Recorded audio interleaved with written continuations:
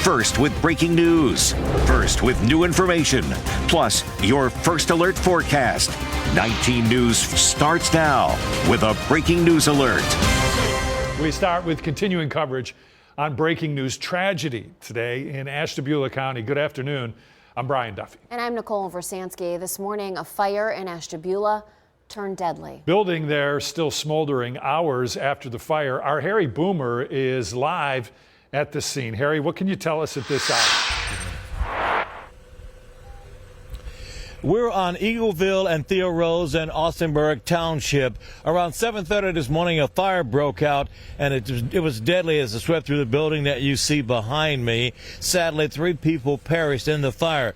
Let's get right to the Austinburg Township Fire Chief, and he'll tell us what he knows. One of our firefighters on scene was well involved in that. Right now, we're just in recovery mode in that so far. When you say recovery, you're talking, how many people are you talking? Yeah, initially we had 6, 3 got out, and there was 3 still missing right now. So. And obviously it's a total loss. Any sense of what may have started? I know it's early. We don't. I know they had some issues with some heating stuff they said in that with the propane or gas and all that, but like I say, we're just starting to get into the investigation end of it. How difficult was it to put out? Very difficult at all. Like I say, when we got on scene, it was a defensive fire in that. So basically it's just surround it and drown as best we could in that, and everything collapsed on it. So now we just got to pick through everything. Chief Wilms giving 19 News an update on the fire that destroyed the converted barn you see behind me there. The fire took the lives of 3 people. 3 others that were in the barn when it caught fire have been treated and released from a local hospital. In Austinburg Township, I'm Harry Boomer, 19 News. Now your 19 First Alert forecast. Certified most accurate since 2004. All right, so here we go. We're tracking snow that could really mess with the evening commute. Once again, looking through the 19 First Alert camera network after a morning dose of snow, kind of treacherous getting into work today. Now the ride home, maybe we're not getting a break either. Things are going to be kicking back up again. And after the snow comes the extreme cold tomorrow. Yep, like a 1-2.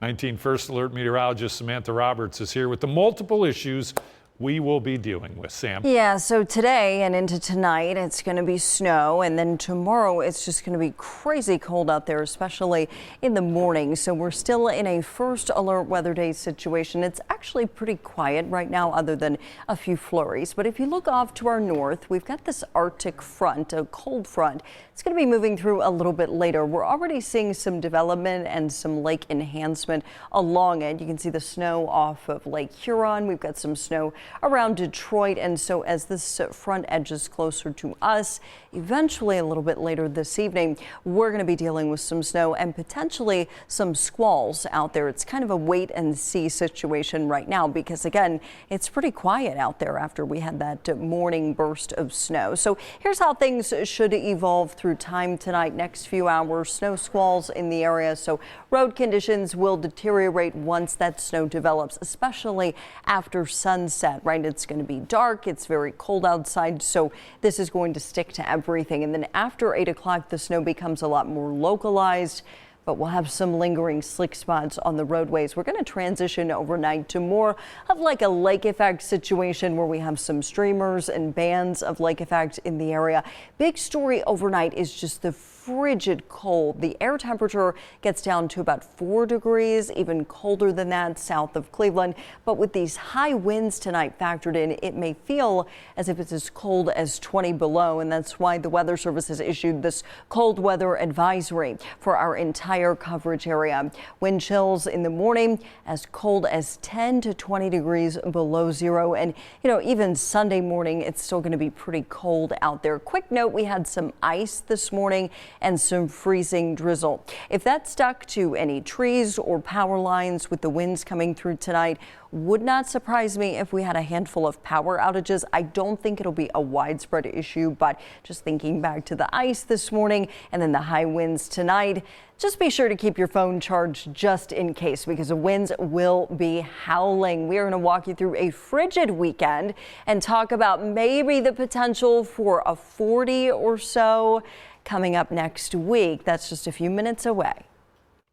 Or do you feel like a heat wave? All right, well, get out your phone because since the temperatures are going to be so dangerously low come tomorrow morning, we do have some critical information for you. So if you do need somewhere warm to go, you can scan this QR code. We have a list of warming centers by county on this page and on cleveland19.com. When severe weather strikes, you need to know the forecast now. You can also download the free First Alert weather app by scanning this QR code. You can get live radar, hour-by-hour temperatures, all delivered to your phone. New information on the man accused of carjacking a woman at gunpoint and leading Elyria police on a chase, ultimately shutting down US 20 yesterday. A judge set bond for Desmond Lewis today at $575,000. We showed you this video. Police say this is him driving the wrong way down Route 20. His car engine died. That's when he was surrounded by officers, what you're seeing now in the middle of the highway. He surrendered about a half hour later. This is a 19 First Alert breaking traffic alert. Bringing you to 480 by Lancaster Drive because this is the area where there's a crash on 480 eastbound just after the Jennings Freeway. And that's causing drivers who are still on the Jennings Freeway heading south to see some slow speeds, just 20 miles per hour in Brooklyn Heights. So you're really going to be heavy on the brakes where the Jennings Freeway passes Spring Road with delays about an extra 5 or so minutes. But that's not the only crash or breakdown that I've been keeping my eye on. So I want to bring you back to 71 and 480 because drivers who are trying to head west on 480 and then get onto the ramp that goes to 71 south are going to be seeing these crews working to clear this crash. It appears to involve those two cars. This one, it has the front end of the car up against the median there. So I don't yet see a tow truck on scene, but again, this is the ramp that goes from 480 westbound to 71 southbound. But drivers who are able to use the other parts of that intersection are moving around just fine. As for the rest of Northeast Ohio, though, I want to bring you to some of these other crashes I've been keeping my eye on. This one's new. So before, we had a crash that was over on the ramp that went from 41st Street to the 90 East Highway. However, this is a new crash now. That other crash is just cleared, but now we have one that's actually on 90 eastbound right around West 41st Street with just one lane that's blocked there. Well, we have a resolution today between Jim Schwartz and the Browns. He wanted the head coaching job, but he did not get it. Which really put his future with the team in jeopardy. Let's bring in Mark Schwab now with the details. Yeah, of course, the Browns would have preferred him to stay on as the defensive coordinator. He is one of the best in the league, but Schwartz wasn't having that, not after being passed over. So the team put out a statement today saying Schwartz resigned. Carson Schwessinger today at the Super Bowl had this to say. This whole year playing for him was pretty special. I think he's, one of the great minds on defense, and he's well respected around the league. And obviously, respect whatever decision he makes, right? But I'm not going to take the year I had to play for him for granted. I think I learned so much from him, and the confidence and belief he had in me from the start, made the job a whole lot easier that I was asked to do. All right, we think Schwartz was making around $5 million a year. The NFL Network says he will get most of that money as long as he does not coach this season. Only Arizona and the Raiders have openings, but some others probably be interested if he was available, and now he is. We'll see if other openings pop up. All we do know right now is that Schwartz is done here in Cleveland. NFL insider Jordan Schultz painted this picture for us. He wasn't only unhappy and displeased, I think he was irate. It was described to me as he basically told the organization to go screw themselves and left the building. And if you do that, I mean, there's not a whole lot of coming back. I'd say he's absolutely one of the premier defensive coordinators in football and probably deserves another chance to become a head coach. And so it's one thing to go another direction, but to go Todd Monken was probably a surprise to Jim and probably a surprise to, I think, not only all Browns fans, but a lot of NFL fans. He's right. It's pretty hard to come back from. This isn't a big surprise. We got our first clue on Monday when Todd Monken was introduced, and he said, quote, "I didn't take this job because of Jim Schwartz." He did a great job here. His players loved him, but the search for his replacement is underway. Reporting live, Mark Schwab, 19 News. Yeah, I feel like as soon as Todd Monken was tapped as the head coach, kind of thought maybe this would happen. It looked that way. A lot of egos involved here. Nothing wrong with that. I guess these guys have big jobs, big money, and he didn't want to hang around and make $5 million to coach the defense. Well, that's his prerogative. It doesn't change the fact he did great things. He did great things for the Browns, and they'll find someone. There's some good players there now, too. It wasn't all Jim Schwartz. Defensive Player of the Year and the Rookie of the Year defensively in the league on that defense. So there's some parts there that they can really, really get a good coach in here with. All right, don't forget another edition of the Stadium Showdown is set to stream at 6:30 on 19 News Plus. This show provides a comprehensive look at the week's updates, the lawsuits, the timeline, traffic issues. We're going to hear from Jimmy Haslam in this evening's show. All right, so at 3, we told you a group called Axe Ohio Tax. They're very busy. They're trying to get a ballot issue in hopes of abolishing property taxes. So Governor DeWine, though, warns that could send sales taxes as high as 20%. 19 Data journalist Dan DeRose is here to show us exactly what that would look like. Sounds great on paper. Let's not anybody pay any property taxes anymore, but that money funds schools, police, fire, a lot of social services. If we went to a 20% sales tax, as suggested by Ohio Governor Mike DeWine, I'm going to walk you through the sticker shock that you're going to see. Let me tell you right now, Louisiana has the highest sales tax in the country, and they're at 10%, 10.11%. So we would double what is currently the highest. Right now in Cuyahoga County is at 8%. That's the extra that the county tax on. So we're just talking about if you went to dinner tonight and you spent $100, 8% tax, you would pay $8. Now keep that in mind, $8. What happens if we go to 20%? Now you're paying an extra $20. Let's move on. How about a $30,000 car? 8% sales tax, $2,400 added to the cost of that car. You move that up to 20%. How about we add an extra $6,000 instead of $2,400? And one of the biggest purchases you'll ever make in your life, a house. How about a $150,000 home at 8%? That's $12,000 in taxes. $12,000 compared to $30,000 at 20%. I spoke with a business law professor from Case Western Reserve University, and he said this 20% would greatly impact the state of Ohio. If there's really high sales tax here, people are likely to go other places when it's possible to purchase goods. It could hurt the Ohio economy.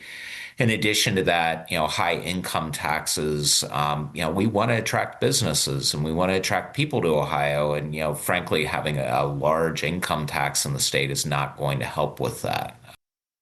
So I want to go back to that car example. Let's say that you were at a car dealership. Think about being in Cleveland and they say, oh, it's $30,000, but you've got to pay $6,000 in taxes. What's going to stop someone from going to Pennsylvania, from going across the border into Michigan and buying a vehicle there? I know there's different rules. They generally tax you on your car based on where you live.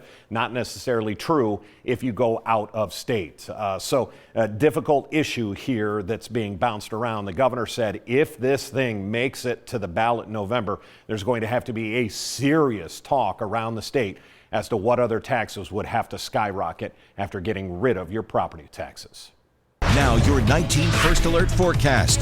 Certified most accurate since 2004. We're tracking snow out there, a little bit of misty snow right now, kind of that fine stuff that falls beneath the radar beam. Looks maybe a little foggy in spots. And then, of course, later this evening, I think we'll see a little bit more in the way of measurable snow. And then tomorrow, bitterly cold weather. So we're really ending the work week and starting the weekend off on a very wintry note. Here's future view. And I think as we get closer to 5:30, 6 o'clock, we're going to start seeing more of these snow showers pop up, and we could see some squalls as an Arctic front moves in. So that may create some hazardous travel conditions, a few slick spots, reduced visibility. This is future view at about 7 p.m. And then as we get a little bit later, closer to 8 o'clock, we're going to transition to more of a lake effect setup. Now, you may be wondering, how are we going to get lake effect snow if the lake is 96% iced over? Well, some of the ice is thin.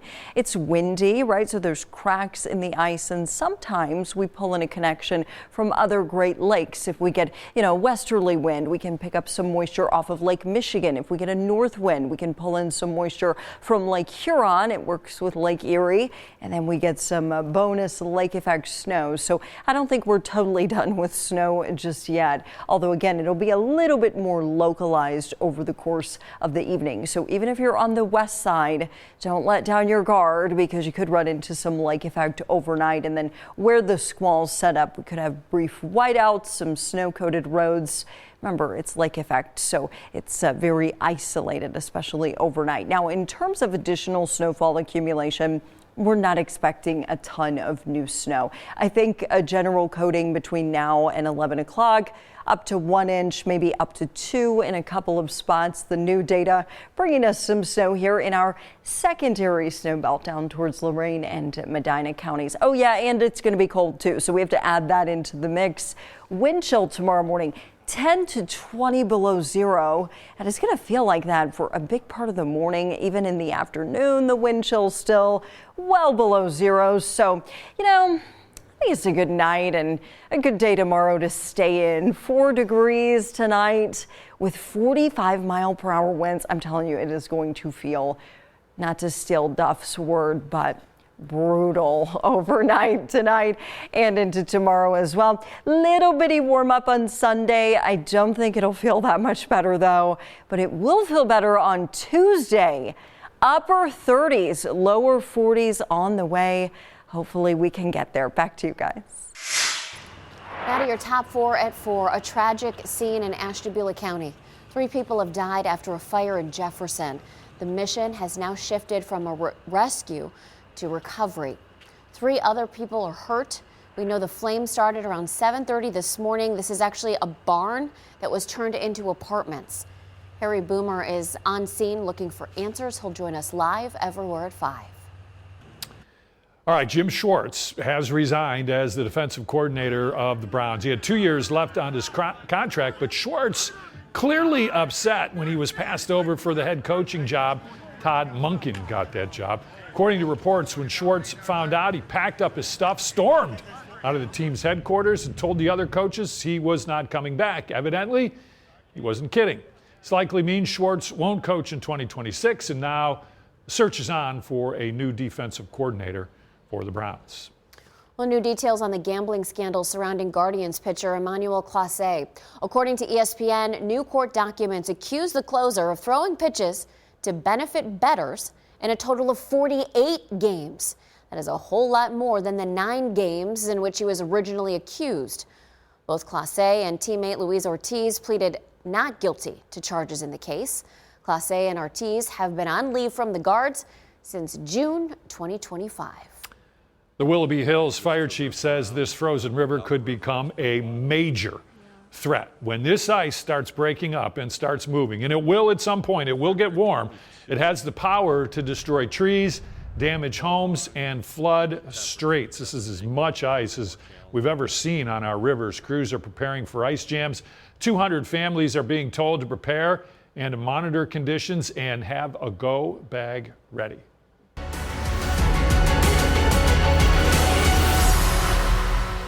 Opening ceremonies are today for the 2026 Winter Olympics. Little drama, though, leading up to all of this. Some Team USA athletes at the Winter Olympics in Milan are speaking out about the tactics being used by immigration enforcement police, saying they hope to showcase positive values at the Games at a time when protests over immigration enforcement have erupted at home and abroad.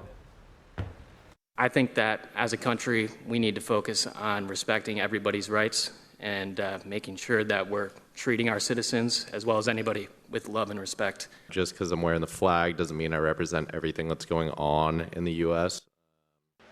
Tensions surrounding immigration customs enforcement led 3 U.S. Olympic organizations to rename their shared hospitality space, going from Ice House to Winter House, after protests in both Italy and the U.S. over ICE's role and their actions. Breaking at this hour, scare at a daycare. Hazmat responded to the facility in Wellesley, Massachusetts. The city posted on X that several children were inadvertently exposed to a commercial-grade dish cleaner. They say the children are being evaluated by EMS. Also breaking, at least one person is dead after this pileup. This is in Butler County, Pennsylvania. Several crashes today on I-79 shut down traffic in both directions. 79 runs between Erie and the Pittsburgh area, and then further south. At least 18 cars and trucks were involved. Wow, that is something else. There have been rapidly changing weather and road conditions. Speed has been reduced to 45 in both north and southbound directions. A man shot and left for dead on the side of a street. A killer still on the run. It continues a violent start to the year in Akron. First at 4, Catherine Huntley joining us live. So Catherine, what is the latest on this investigation? Nicole, when we were at the corner of Noah Avenue and By Street today, there were obvious graphic signs of the deadly overnight violence that took place there. The victim has been identified as Malcolm Jamar Queen, and it adds another homicide to an already deadly year in the city of Akron. Someone was shot. I just seen them fall down in the snow and someone took off. A hurried 911 call. Akron police rushed to Noah Avenue and By Street early Friday morning. Yellow tape still marks the place where Malcolm Queen was shot multiple times. Police tried to save the 36-year-old's life, but Queen was pronounced dead at Akron General. We were able to recover several shell casings from the scene, so we're confident that through analyzing that evidence that we'll be able to backtrack and hopefully be able to connect those shell casings to another firearm. Police are working through evidence and using flock cameras and other technology to track down the suspects. This continues a violent beginning of the year. Over the past 5 years, there's been an average of just under 3 homicides by this point in the year. Akron is now at 5. Our number one goal is to reduce violent crime in the city of Akron, and our initiatives to take guns off of the streets and those types of things continue. So we'll continue to do that work in hopes that we can prevent and slow down things like this from happening. The police department wants to hear from anyone who knows about this crime or any others. Because it's, the collaborative effort of the police department working with individuals in our community that helps us create a safer environment. So far, the Akron Police Department has solved 3 out of the 5 homicides in the city this year, and they stress if you know anything about the suspect or suspects, you see anything on social media or hear anything, they want to hear from you. You can also make an anonymous tip on one of the anonymous tip lines. For now in Akron, Catherine Huntley, 19 News. I'm Chris Fry. Thanks for listening, and be sure to subscribe for the latest headlines every weekday.